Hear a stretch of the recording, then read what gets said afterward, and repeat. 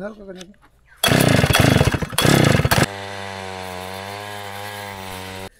রকমের পাখি, কত রকমের মুরগি, এই যে রাজহাঁস, কি নেই এখানে।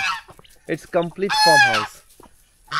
সকালবেলা বা সন্ধ্যাবেলা প্রকৃতির কোলে বসে নিজের চা কফি এনজয় করার জন্য এর থেকে বেটার প্লেস আর কি হতে পারে। চলুন আজ আপনাদের নিয়ে যাব এক অচেনা ঝাড়গ্রামে। আমাদের এবারের দ্বিতীয়বারের ঝাড়গ্রাম সফর। ঝাড়গ্রাম সত্যিই আমার কাছে খুব স্পেশাল, কারণ প্রথমবার আমরা যখন ঝাড়গ্রামে এসেছিলাম আমার সঙ্গে ছিল আমার বন্ধু। সেই পর্বে আপনাদের সবার অনেক ভালোবাসা পেয়েছি। সেটা ছিল আমার প্রায় শুরুর দিনে, অর্থাৎ এই ভ্রমণের গল্প বলা, ভ্রমণের জার্নি যখন শুরু করেছিলাম সেই সময়কার একটা ট্যুর, তাই স্পেশাল তো বটেই। আমাদের বাড়ির খুব কাছেই আছে অসাধারণ এই জায়গা, যেখানে সবুজ প্রকৃতির কোলে শান্তিতে দুটো দিন কাটানো যায়। সত্যি ঝাড়গ্রাম না আসলে বিশ্বাসই হয় না যে এখানে এত কিছু দেখার আছে, অথচ কত সহজে মাত্র একদিন বা দুদিনের ছুটিতে অথবা একটা ছোট্ট উইকেন্ডে প্ল্যান করে ফেলা যায় এই ঝাড়গ্রামের জন্য, কাটানো যায় একটা বা দুটো দিন এই সবুজ প্রকৃতির কোলে।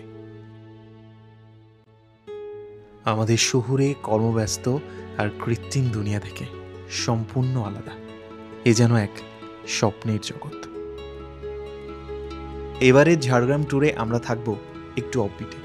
আগেরবার ঝাড়গ্রামে বাজারের কাছাকাছি আমরা ছিলাম, তাই এবার বুক করেছি একেবারে অন্য রকম একটা জায়গা, একটা ইকো রিসর্ট এবং ফার্ম হাউস, যেখানে পৌঁছানোর রাস্তাটা খুব অ্যাডভেঞ্চারাস। মেন রোড থেকে 2 কিলোমিটার রাস্তা আপনাকে যেতে হবে শাল, শিমুল আর সোনাঝুরির জঙ্গলের মধ্যে দিয়ে। কিন্তু এই রাস্তার শেষে আপনি যেখানে পৌঁছাবেন সেটা একেবারে অচেনা এক ঝাড়গ্রাম। অবশ্যই আপনাকে মুগ্ধ তো করবেই।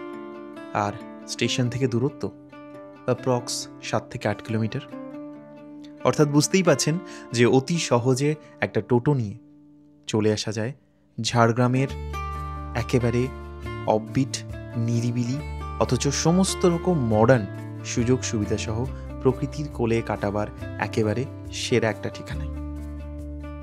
আমি এখানে এসে একেবারে অভিভূত। কোথাও যেন আমাদের সেই ঠাকুরদার বাড়ি অর্থাৎ গ্রামের বাড়ির চিত্র মনে পড়ছে। প্রায় 5 বিঘা জমির ওপরে গড়ে উঠেছে এই eco resort and farm house, আর সেখানে কি অসম্ভব কর্মকাণ্ড চলছে। চোখের সামনেই দেখতে পাচ্ছি যে এখানে চাষ হচ্ছে, ধান থেকে শুরু করে শাকসবজি সমস্তটাই এখানে অর্গানিকভাবে ফার্মিং করা হয়, যেমনটা আমরা পাহাড়ে দেখতে পাই। একেবারে ফার্টিলাইজার ছাড়া স্বাস্থ্যকর খাবার। এবং শুধু তাই নয়, এখানকার ফার্ম হাউসে হাঁস, মুরগি থেকে শুরু করে টার্কি সবই প্রতিপালন করা হচ্ছে। তাই আপনারা যদি এখানে আসেন তাহলে স্বাস্থ্যকর খাবার, শাকসবজি সবই পৌঁছে যাবে আপনাদের কাছে। অবাক হয়েছি এখানকার যে ওনার, তার প্রকৃতির প্রতি ভালোবাসা দেখে, গাছপালার প্রতি ভালোবাসা দেখে। এখানে বিভিন্ন রকম আম গাছ, বিভিন্ন রকম নানা ধরনের গাছ এখানে লাগানো হয়েছে। এবং শুধু তাই নয়, উনি বলছেন যে সাস্টেনেবল ডেভেলপমেন্টের ওপরে ওনার দারুণ সব পরিকল্পনা আছে। চলুন সেসব গল্প তো পরে হবে।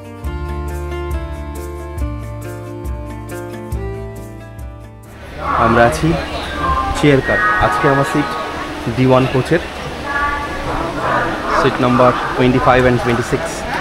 ব্লগিং হচ্ছে অ্যারেঞ্জমেন্ট, প্রচুর ভিড়, মানুষের থেকে বেশি ব্যাগ।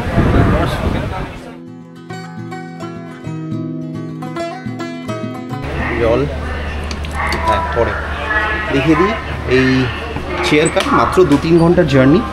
বাথরুমটা খুব বেশি ম্যাটার করবে না, আছে একটা বেসিন, আর এখানে ইলেকট্রিক ফ্ল্যাশ। এটা কিন্তু খুব ভালো একটা জিনিস, অনেক এক্সপ্রেস ট্রেনিং ফ্ল্যাশটা কাজ করে না। একটা হ্যান্ড শাওয়ার দেখতে পাচ্ছি, আর কোমরটা পরিষ্কার পরিচ্ছন্ন বাথরুম। যদিও ট্রেনটা সবে এসেছে তাই পরিষ্কার পরিচ্ছন্ন। জার্নি শেষ অবধি দেখা যাক কি হয়। Flash is working, just one touch.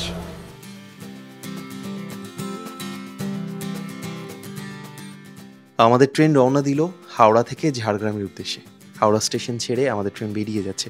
এবার বলে দিই যে আপনারা যারা বাই ট্রেন আসছেন তাদের জন্য কি কি ট্রেন অ্যাভেলেবেল আছে হাওড়া স্টেশন থেকে।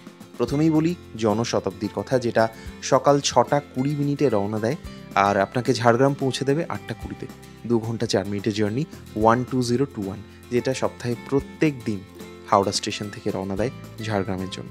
এছাড়া আছে টিআইজি ইস্পাত এক্সপ্রেস, যেটা সোমবার, বুধবার আর শনিবার চলে।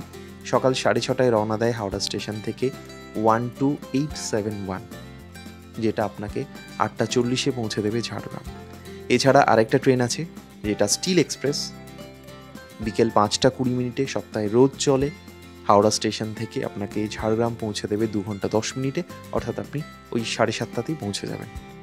আরেকটা ট্রেন আছে যে ট্রেনটায় আজকে আমি জার্নি করছি, সেটা হাওড়া রাঁচি সুপারফাস্ট এক্সপ্রেস 22891, 12:50-এ রওনা দেয় আর 3টের সময় আপনাকে ঝাড়গ্রাম পৌঁছে দেবে। এটা সপ্তাহে চলে বুধবার, বৃহস্পতিবার আর শনিবার। আর একটা ট্রেন যেটা একটু দুপুরের পরে যদি কেউ জার্নি করতে চান, সেক্ষেত্রে খুব ভালো ট্রেন, যেটা সপ্তাহে রোজই চলে, 18030 SHM LTT এক্সপ্রেস। এটা শালিমার থেকে রওনা দেয় দুপুর 3টেতে আর আপনাকে ঝাড়গ্রাম পৌঁছে দেবে বিকেল 5টা, ওই 6টার সময়।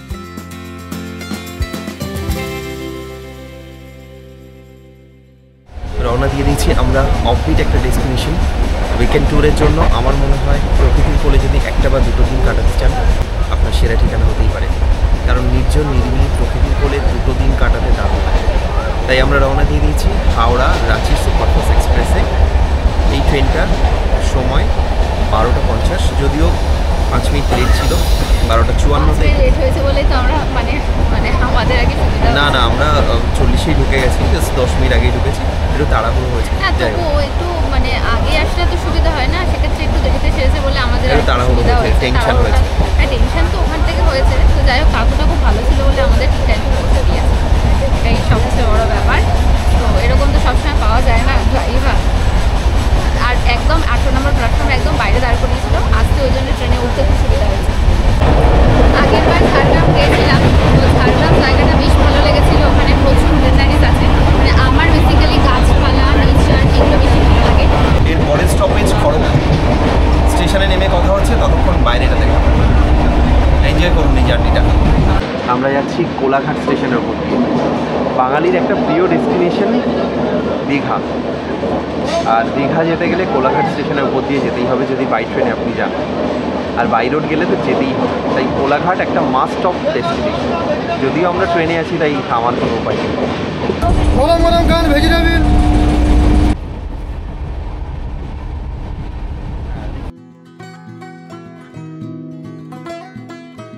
পাঁশকুড়া, কোলাঘাট এই এরিয়াগুলো চপের জন্য বিখ্যাত। আমরা নিয়েছি ভেজিটেবল চপ, যেগুলো 10 টাকা করে পিস, যদি ওরা প্লেট হিসেবে বিক্রি করে সেক্ষেত্রে 30 টাকা পিস। এবার খেয়ে বলো কেমন লাগে। দেখে তো ভালোই মনে হচ্ছে নাকি? দেখা যাক কেমন আছে।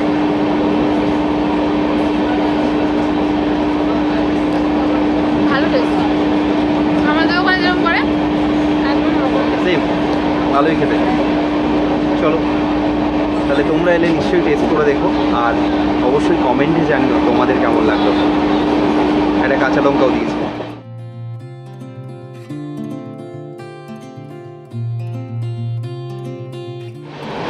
এই বিস্তীর্ণ জলাভূমিকে দেখো, কোথাও যেন শার্লক হোমসের গল্পের কথা মনে পড়ে যায়, দ্য হাউন্ড অফ বাস্কারভিলস।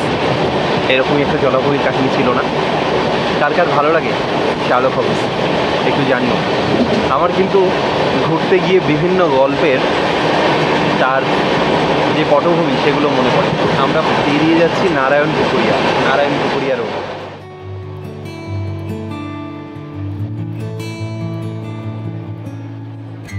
ঢুকে গেছি খিরাই স্টেশন। আমরা সবাই জানি খিরাই স্টেশন ফুলের জন্য খুব বিখ্যাত। এই হলো খিরাই স্টেশন। আর এখন আমি দেখতে পাচ্ছি দিগন্ত বিস্তৃত কাশফুল, যেদিকে তাকাই সেদিকে কাশফুল। খিরাই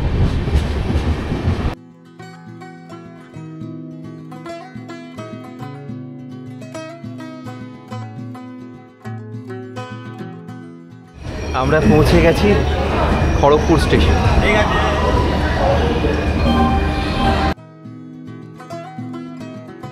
খড়গপুর স্টেশনে ট্রেনটা দাঁড়াবে কিছুক্ষণ। আপনাদের যদি কোনো কিছু খাওয়ার দরকার হয়, জল দরকার হয়, তাহলে এই স্টেশন থেকে নেবেন, কারণ পরের স্টেশনগুলোতে কিন্তু সেইভাবে পাওয়া যায় না কোনো কিছু।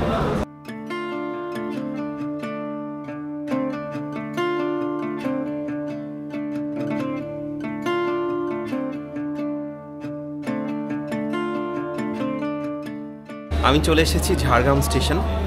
আগেরবার ঝাড়গ্রামে এসেছিলাম বন্ধুর সাথে, আর ঝাড়গ্রাম সিরিজের প্রত্যেকটা পর্বেই আপনারা অসংখ্য ভালোবাসা দিয়েছেন। টোটো যদি লাগে ঝাড়গ্রাম এলে তাহলে ডেফিনেটলি ওর সাথে কন্ট্যাক্ট করো। তোমার নামটা কি? ভোলা।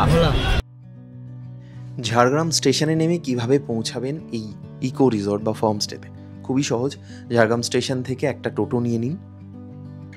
আপনাকে খুব তাড়াতাড়ি ওখান থেকে মোটামুটি 6 to 7 কিলোমিটার রাস্তা, ওই 30 মিনিটের মধ্যেই আপনি পৌঁছে যাবেন এই ইকো রিসর্টে। অ্যান্ড ট্রাস্ট মি, এখানে পৌঁছে সত্যি মনে হবে এ যেন একটা অচেনা ঝাড়গ্রাম, একেবারে আলাদা একটা ঝাড়গ্রাম। হলো চেতনা ইকো রিসর্টের মেন এন্ট্রান্স, আর এন্ট্রান্সের বাইরেই ঠিক এই চেতনা রিসর্টটা শেষ হচ্ছে। আর এন্ট্রান্সের বাইরে ঘন জঙ্গল, অসম্ভব সুন্দর একটা জায়গা যেখানে আমরা প্রকৃতির কোলে একটা বা দুটো দিন কাটাতে পারি। দারুণ একটা জায়গা। চেতনা ইকো রিসর্ট প্রথম এই হোমস্টে থেকে শুরু হয়। চেতনা অর্গানিক ফার্ম ফ্রেশ, এই যে চেতনা রিসর্টে আমি আছি, তার প্রথম শুরুটা কিন্তু এই হোমস্টের হাত ধরে, যার নাম বনবিতান। তখন এই ছোট্ট একটা হোমস্টে, 2 বা 3টে ঘর নিয়ে এটা শুরু হয়েছিল এই যাত্রা 2017। এই মুহূর্তে আমি চেতনা ইকো ভিলেজের রিসেপশনে আছি। রিসেপশনটা কিন্তু আমার ভীষণ ইন্টারেস্টিং লাগলো। এই জিনিসগুলোকে দাদার সঙ্গে পরিচয়, দেখুন সাইকেলের চেন দিয়ে বানানো, স্পোক দিয়ে বানানো, অসম্ভব সুন্দর সুন্দর বিভিন্ন স্ক্রু ফেলে দেওয়া জিনিস দিয়ে এত সুন্দর একটা জিনিস বানানো হয়েছে। মানে সাস্টেনেবল ডেভেলপমেন্টের এটাও কিন্তু একটা অনেক বড় পরিচয়। নানান রকম জিনিস আমি দেখতে পাচ্ছি হাতের কাছে। সেই বাবুই ঘাস দিয়ে আমি দেখিয়েছিলাম কাঁকড়াঝোড়ে গিয়ে, তো বাবুই ঘাস দিয়ে এটা বানানো। চরিদা মুখোশ গ্রামে আমরা এই মুখোশগুলো দেখেছি।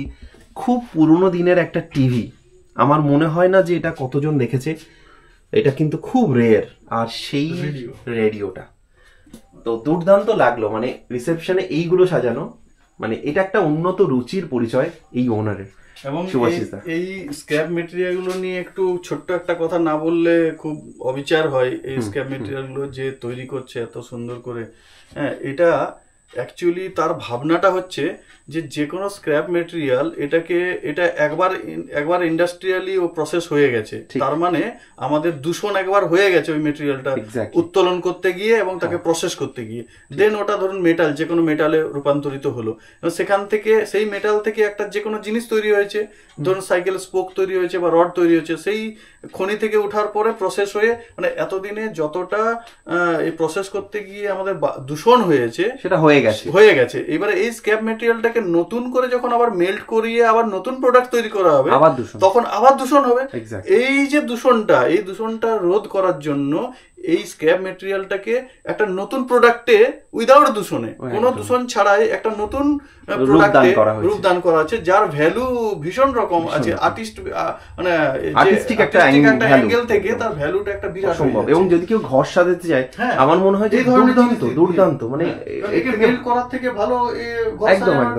আর কি ভালো লাগছে এই কর্নারটা যে বানানো হয়েছে, এটা একটা কিউরিও শপে চলে এসেছি আমার মনে হচ্ছে। চলে এসেছি চেতনা ইকো ভিলেজ রিসর্টে। অনেকটা স্পেশিয়াস একটা রুম, বিরাট বড়। এখানে একটা বড় সড়ো বেড দেওয়া আছে, যেখানে 2জন মানুষ তো হেসে খেলে 3জনও থাকা যায়। এখানে খুব সুন্দর একটা ওয়ার্ডরোব আছে, এই যে আছে একটা এসি, গুড নাইট। এইদিকে আছে 2টো চেয়ার, বেতের চেয়ার অবভিয়াসলি, দারুণ একটা টি টেবিল। ওয়াশরুমটা কোনো বেডরুমের থেকে কম নয়। এখানে আছে একটা টাওয়েল, সুন্দর একদম পরিষ্কার পরিচ্ছন্ন, মিরর, একটা বড় সড়ো বেসিন। কটেজগুলোতে আমরা আছি, সেই কটেজগুলোর সামনের যে বারান্দাটা, সেই বারান্দাটা ঠিক এরকম, এই যে একেবারে নিজের বাংলোর ফিলিংটা আসবে। গ্রাউন্ডটা কিন্তু ভীষণ সুন্দর, একেবারে প্রকৃতির কোলে 2 বা 3টে দিন থাকার জন্য একেবারে আদর্শ জায়গা। চেতনা ইকো রিসর্ট একেবারে জঙ্গলের মধ্যে গড়ে উঠেছে, তাই জঙ্গলে যদি 1 বা 2টো দিন থাকার অভিজ্ঞতা নিতে হয়, আমি বলবো এখানে আসাই যায়। এখানে প্রত্যেকটা রুমের এক একটা নাম আছে। এটার নাম যেরকম পলাশ, এটার নাম মহুল, এই যে এটার নাম শাল, আর এইদিকে হলো আরণ্যক। আর এইখানে ইনি বাসা বানাচ্ছেন। প্রচুর তারা বারবার যাচ্ছেন আর একটা করে খড়কুটো মুখে নিয়ে এখানে চলে আসছেন। ডান দিকের যে শাড়ি, এটা 26 ধরনের ভ্যারাইটির আম। আচ্ছা, এইদিকে পরপর ওকে ওকে, একটা ভ্যারাইটি আলাদা আলাদা, 26 রকমের আম গাছ এখানে আছে। প্রতিটা ভ্যারাইটি আলাদা, প্রতিটা গাছ এক একটা গাছ variety। আলাদা। এবারে হেঁটে হেঁটে যেতেই থাকলে শুধু গাছই আছে। 26 এটা এত ভালো লাগছে, অর্থাৎ এখানে যদি গরমকালেও কেউ আসে ভীষণ শান্তির একটা জায়গা। বাঁ দিকের যেগুলো সেগুলো অন্য অন্য। এটা যেমন সাদা জাম, এটা গোলাপ জাম। গোলাপ জাম ধরে গেছে অলরেডি। গোলাপ জাম, এই যে আপনার ফ্রুটিং হয়ে গেছে। আচ্ছা, উপর দিকে ফুল আছে ওই যে। হ্যাঁ হ্যাঁ হ্যাঁ, এই যে ফুল দেখতে পাচ্ছি। হ্যাঁ, আর ফল আপনার এখানে ছিল, কেউ তুলে নিয়েছে। এই যে দেখুন ডাঁটাগুলো এই যে হয়েছে, এগুলো হ্যাঁ, এই এগুলো যে ফল হবে, ফুলগুলো ছোট ছোট ফল হয়। এটা ফুল থেকে ফলে রূপান্তরিত হয়ে গেছে অলরেডি। এই লেমন গ্রাসের কিন্তু খুব অর্গানিক। অনেকে চা মানে লেমনেড, হ্যাঁ, চা করে খায় এটা, কারণ ডায়াবেটিসের জন্য ভীষণ উপকার। হ্যাঁ, এটা আপনার ওই মালবেরি আমরা যে আপনার ফ্রুট জ্যাম বানাই, ফ্রুট জ্যামে মালবেরিটাকে আমরা এজ এ ফ্লেভার এবং কালারের জন্য দিয়ে থাকি। ন্যাচারাল কালার, এর ন্যাচারাল কালার একদম ওই ফ্রুট জ্যাম যেরকম যে কালার হয় যে সেই কালার কালার, সেম কালার এটা দিলেই গ্রেট। এটা তো সবেদা গাছ, হ্যাঁ। এটা আপনার স্টার ফ্রুটস, যেটা কামরাঙ্গা বলে। এই যে ধরে আছে, হ্যাঁ হ্যাঁ হ্যাঁ, প্রচুর ছোট ছোট কামরাঙা। এইগুলো এখন বড় হবে, খুব ছোট ছোট, প্রচুর হয়েছে। দারুণ দারুণ। এখানে আপনার এটা আপনার আপেল গাছ, HRM 99 ভ্যারাইটি। আচ্ছা, এইটা কি আমাদের এই মানে ক্লাইমেটে কি এটা হবে? HRM 99 হরিমোহন শর্মা, যিনি হিমাচল প্রদেশের মানুষ, উনি ফরেস্ট ডিপার্টমেন্টে কর্মরত ছিলেন, গ্রুপ ডি স্টাফ। আচ্ছা, উনি এটাকে রিসার্চ করে বের করেছেন যে আমাদের এই ক্লাইমেটেও আপেল ফলানো সম্ভব। উনি এটাকে মানে স্টেপ বাই স্টেপ উনি ল্যান্ড নিচের দিকে নামিয়ে নিয়ে এসে ওটাকে মডিফিকেশন করেছেন। ওকে, রিসর্টের ভিতরটা খুব সুন্দর সাজানো। এই হলো ডাইনিং হল, এদিকে আছে কিচেন। আমরা দেখে নিই, চলো, যে কি কি আজকে দেয়া হয়েছে আমাদের। প্রথমেই আছে সাদা ভাত, তার সাথে বিয়ে বাড়ির মতো করে আলু ভাজা, 2 রকম চপ, এটা বেগুনি, এটা লঙ্কার চপ, পটল আলুর তরকারি, তার সঙ্গে ধনে পাতার চাটনি, দুর্দান্ত কম্বিনেশন। সঙ্গে ডাল, দই কাতলা, আমড়ার চাটনি, এদিকে পাঁপড় এবং দই। একেবারে কমপ্লিট একটা লাঞ্চ প্যাকেজ। খাবারগুলো তো প্রচুর অপশান, মানে এত কিছু অপশান দিয়েছে। এবার দামটা বলি, দামটা শুনে কিন্তু অবাক হওয়ার পালা। এই মাছটা বাদ দিয়ে যদি কেউ ফিশ মানে সবজি ভাত নেয়, মানে ভেজ থালি নেয়, তাহলে সেক্ষেত্রে ভেজ থালির দাম পড়বে মাত্র 140। ভাবা যায়, এরকম একটা প্রিমিয়াম রিসর্টে এতগুলো আইটেম দিয়ে আমি খাচ্ছি একটা ভেজ থালি, তার দাম অনলি 140। আর যদি ফিশটা অ্যাড করা হয় সেক্ষেত্রে দামটা বাড়বে 220। প্রথমেই ভাজা ভুজো তো বাঙালির প্রিয়। দেখি একবার লঙ্কার চপটা কেমন করেছে। দারুণ। এখানকার ভেজ থালি এত সুন্দর, আমার মনে হয় মাছ মাংসের আইটেম লাগবে না। প্রথমত আজকের স্পেশাল মেনুতে আছে দই কাতলা, আর সাইজটা দেখো কাতলার, ভাবা যায় বিরাট বড় সাইজের। এবং গ্রেভিটা তো দেখে অত্যন্ত লোভনীয় মনে হচ্ছে। গ্যারেন্টি দিয়ে বলতে পারি মানুষ মাংস ফেলে এটা খাবে। এখন টেস্ট করে দেখি, দেখে তো দারুণ লাগছে।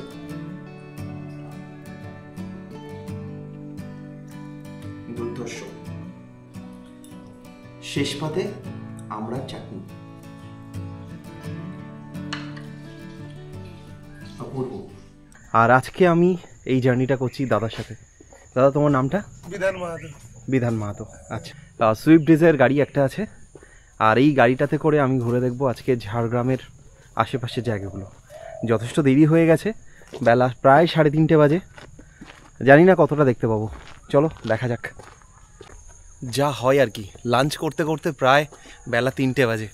তবুও আমি আজকে ঝাড়গ্রামের আশপাশটা ঘুরে দেখব।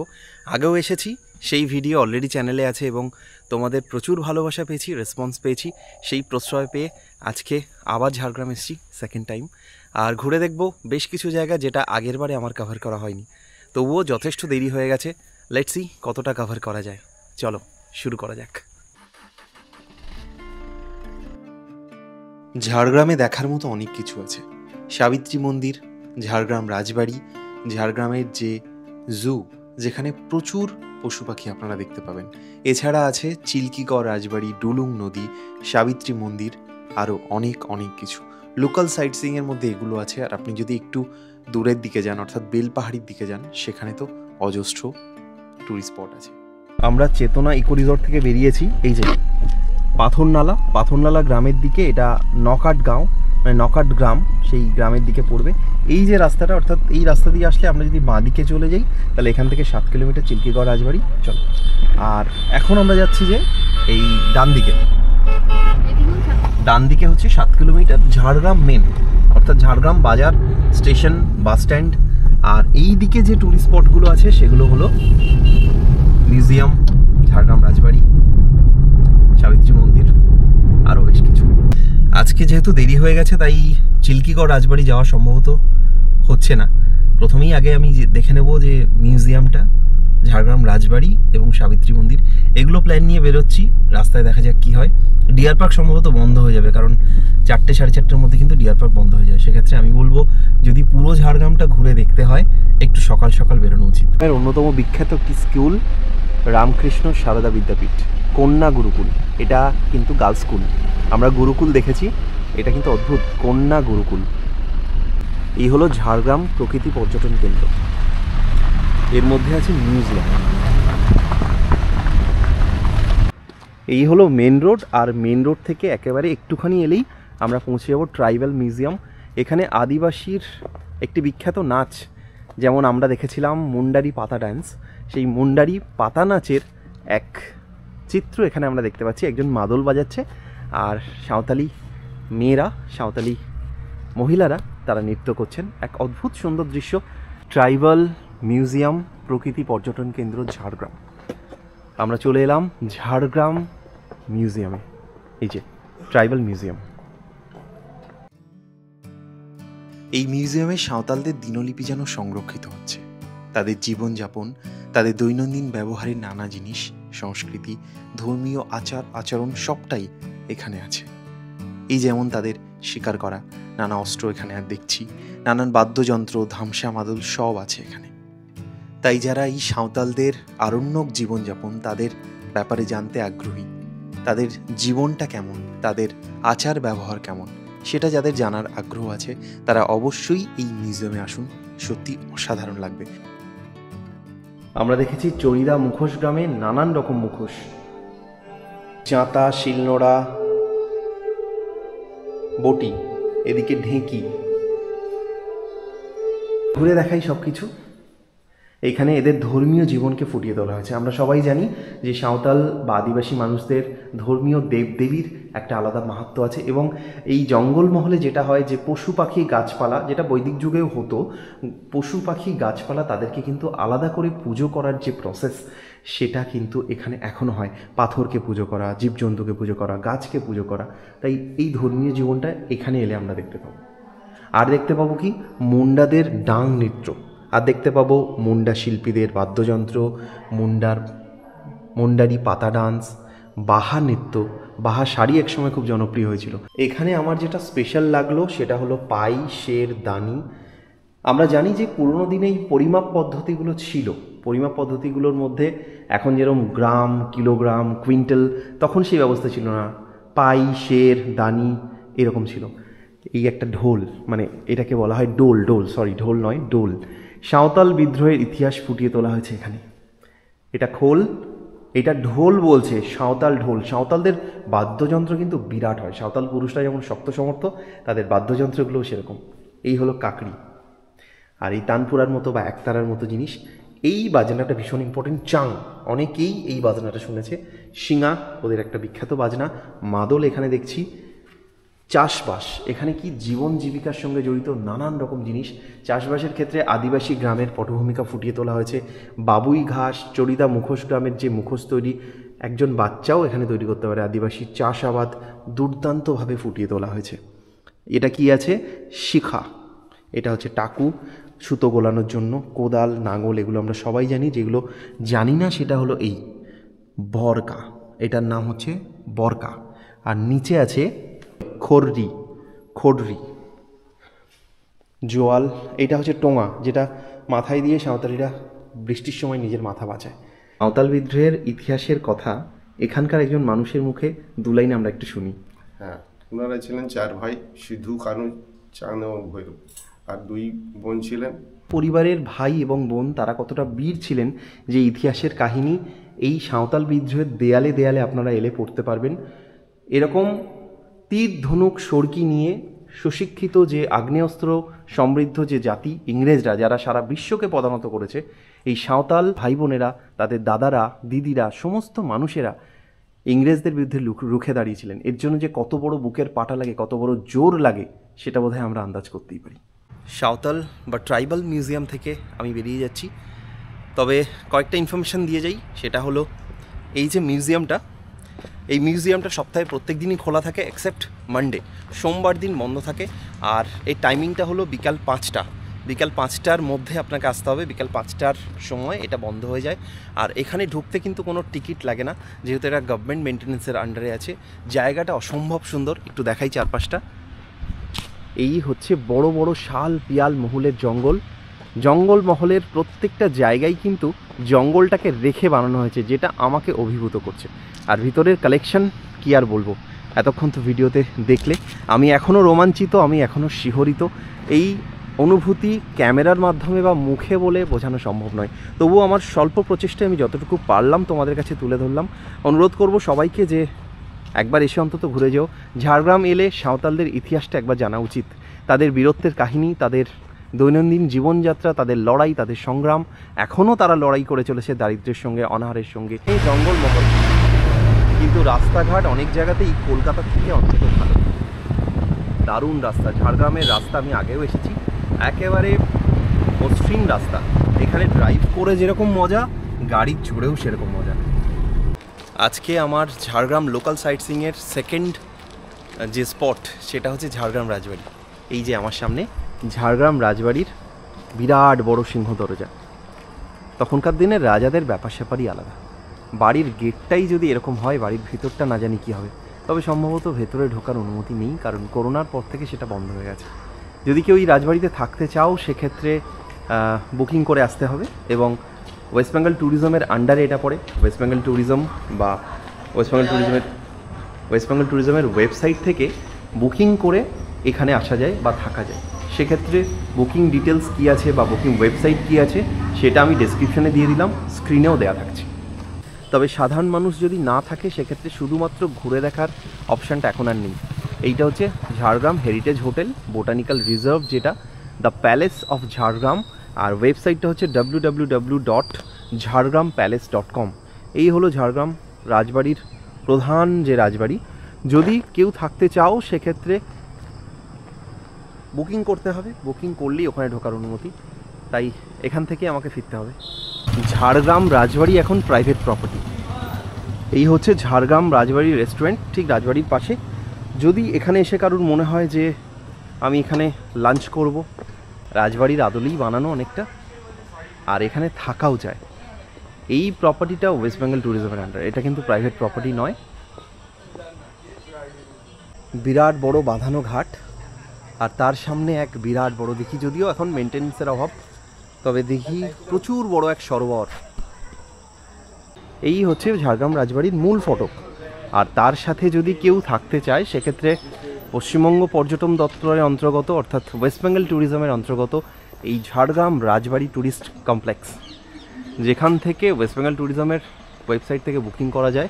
আর এটাও নর্মাল ঢুকতে দেওয়া হয় না। এই হলো ভিতরের একটা দৃশ্য। আমরা চলে এসেছি সাবিত্রী মন্দির। আগের বার ঝাড়গ্রাম ট্যুরে আমরা সাবিত্রী মন্দির এসেছিলাম, তবে একটু সন্ধ্যা হয়ে গেছিলো। এবারেও খুব বেলায় বেলায় আসতে পারিনি, কারণ আগের বার দিন বড় ছিল তাও দেরি, এবার দিন ছোট হয়ে গেছে তাও দেরি। যাই হোক, সাবিত্রী মন্দিরের ঠিক সামনে, অর্থাৎ আমাদের এই পিছনে আছে শতাব্দী প্রাচীন এক বটগাছ। একটু দেরি করে এসেছি, এটা ভালো হয়েছে, কারণ মন্দিরে যিনি পূজারী ছিল উনি হচ্ছে এক্ষুনি এসে মন্দিরে গেট খুললো, কারণ সন্ধেবেলা সন্ধে আরতিটাই এখানে মেনলি দেখার, তো সেই জন্য ঠিকই আছে টাইম। চলো ভেতরে হ্যাঁ, যাই। আগেরবার আমরা এসেছিলাম, আগেরবারও সন্ধ্যা আরতি দেখেছিলাম, ভীষণ মানে ভক্তি ভরে এখানে পুজো হয়। ঝাড়গ্রাম রাজবাড়ির যে কুলো দেবী তিনি সাবিত্রী। আমরা চলে এসেছি সাবিত্রী মন্দির। এই সাবিত্রী মন্দিরের সঙ্গে বহু প্রাচীন ইতিহাস জড়িত। সাবিত্রী মন্দিরে রাজবাড়ি অর্থাৎ ঝাড়গ্রাম রাজবাড়ির যে কুলদেবী দেবী দুর্গা অধিষ্ঠান করেন এখানে। অসম্ভব সুন্দর একটা জায়গা। ঝাড়গ্রাম এলে অবশ্যই এই মন্দিরে একবার ঘুরে যাবেন। আর এই মন্দির চত্বরটা দেখো, রং বেরঙের ফুল দিয়ে সাজানো এই মন্দির চত্বর। এখানে এখন তো বলি বন্ধ হয়ে গেছে, আগে এখানে বলি প্রথা ছিল, তাই এই বলির হাঁড়ি কাঠ।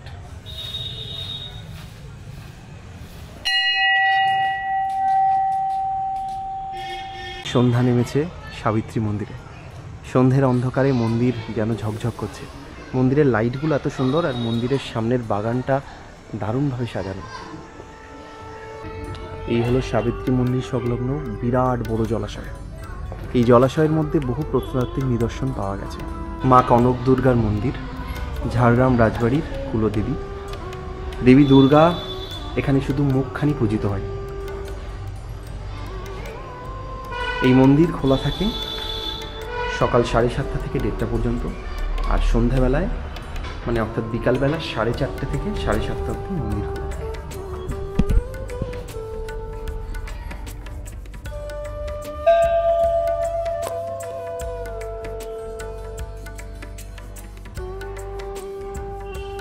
দেবী সাবিত্রী এখানে পূজিত হয়। দেবী দুর্গার এখানে পথ পুজো হয়। মা দুর্গা এখানে পূজিত হন। হোমকুণ্ড, মায়ের ভোগ রান্না হয় এই ঘরে।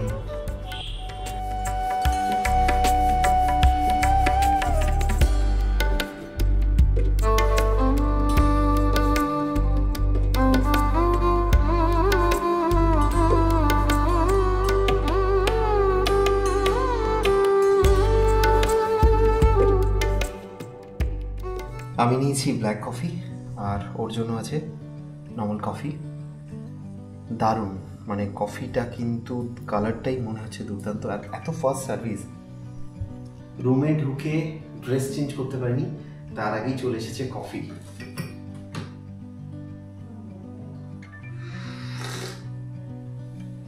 চেতনা ইকো রিসর্টের সার্ভিস কিন্তু ভীষণ ফাস্ট, মানে রুমে আসার সাথে সাথে এইভাবে ওয়েলকাম।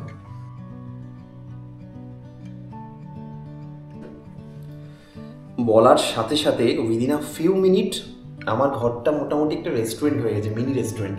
এদিকে আবার টিস্যু পেপারটা দিয়েছে ভালো করে। মানে সত্যি একটা প্রিমিয়াম রিসর্টের সার্ভিস কতটা প্রম্পট হয়, কতটা মানে 5 স্টার রেটের একটা সার্ভিস দিতে পারে, সেটা কিন্তু এই ইকো রিসর্টে এসে বোঝা যায়।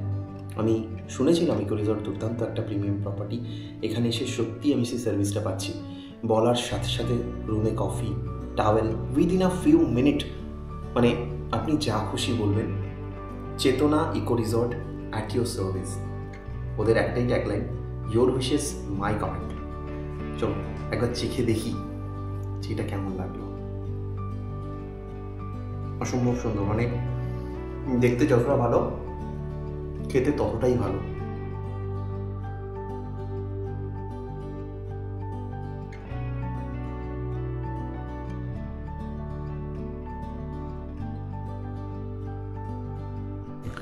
এই হলো চেতনা ইকো রিসর্টের ডাইনিং হল। তোমরা যদি এখানে আসো তাহলে এই ডাইনিং হলেই তোমাদের খাওয়ার ব্যবস্থা আছে। এখানে একটা ওয়াল পেন্টিং আছে, যেটা কিন্তু আমার দারুণ লাগলো। ভীষণ অ্যাস্থেটিক একটা পেন্টিং।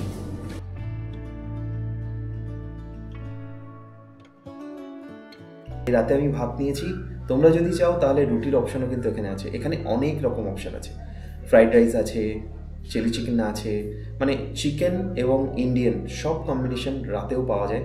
তো সেক্ষেত্রে তাদেরকে একটু আগে থেকে বলতে হবে, কারণ এখানে তো সেইভাবে রান্নাটা হয়।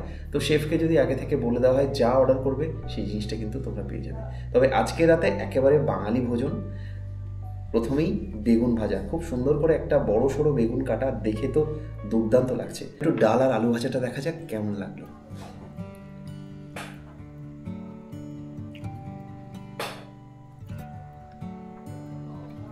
দারুণ। আলু ভাজাটাও খুব সুন্দর, একদম অল্প তেলে ভাজা, সঙ্গে ডালটা দারুণ টেস্ট।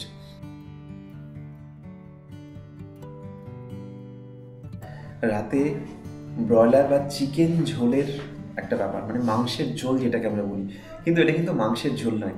এত সুন্দর একটা কালার এসছে, আমি বলতে পারি যে চিকেন কষা। এটা অসম্ভব সুন্দর কালারটা দেখে। আগেও আমি বলেছি যে আমি তরকারির কালারটা দেখে তার স্বাদটাকে বিচার করি, তো আমার মনে হচ্ছে এটা দুর্দান্ত খেতে হবে।